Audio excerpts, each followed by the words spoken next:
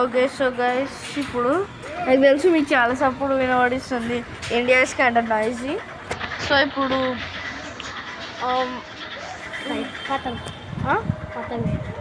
పతంగిలు చాలా ఉన్నాయి. ఇప్పుడు ఎన్ని ఉన్నాయి పతంగిలు.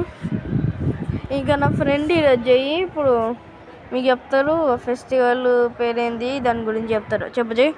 అది ఫెస్టివల్ పేరు సంక్రాంతి. ఇంకా ఫెస్టివల్ మన